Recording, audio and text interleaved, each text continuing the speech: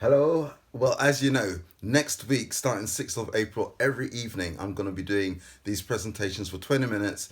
I'm covering a range of subjects looking at race, being a father, athletics, and so forth. You've seen the flyer. So I just want to kind of give you a taste of some of the content. So, like, I'm just reflecting on race right now, and the thing is, I grew up in Jamaica.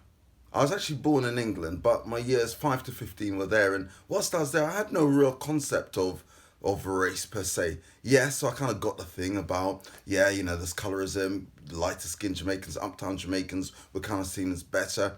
But race, as we kind of know it, didn't have a real sense of that until I came back to England.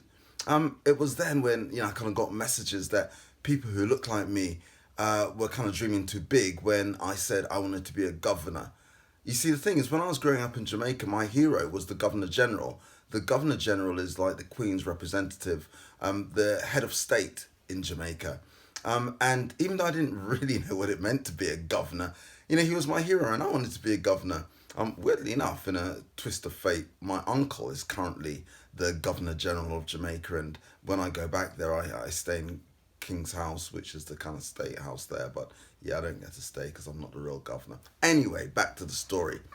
It wasn't until I came to England and articulated, some of my aspirations that I realised that I was kind of thinking too big, bigger than what would normally be expected of someone like me or my sisters, for example. They're older than I am, and I remember when they were talking about what they wanted to do when they left school, and we were saying to some of the folk at church they wanted to apply for university, and some of the folk at church said, "You sure you don't mean polytechnic?" And we kept getting these messages, and I remember after I finished education, I was working in social services in Oxford, and we had a community day. And a poet called James Berry is Black Caribbean by background, well known, well esteemed poet.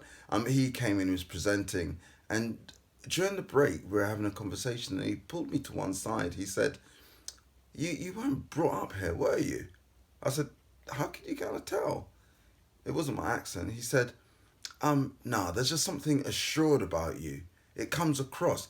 He said it's a different experience for the guys growing up here.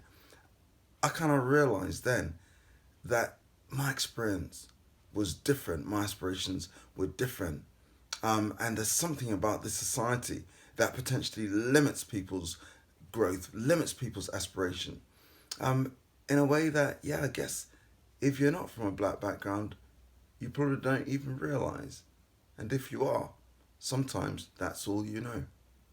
Anyway, this will be continued. As I said, there's going to be a series next week commencing the 6th of April every evening at 5:30. The first one on Monday is going to be on race.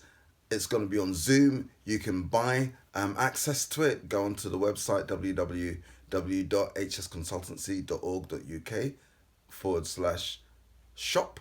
Just go onto the website. You'll see information on it. Or there's an email on the flyer. You can contact me. And yeah, make sure you book your place. Don't forget, share.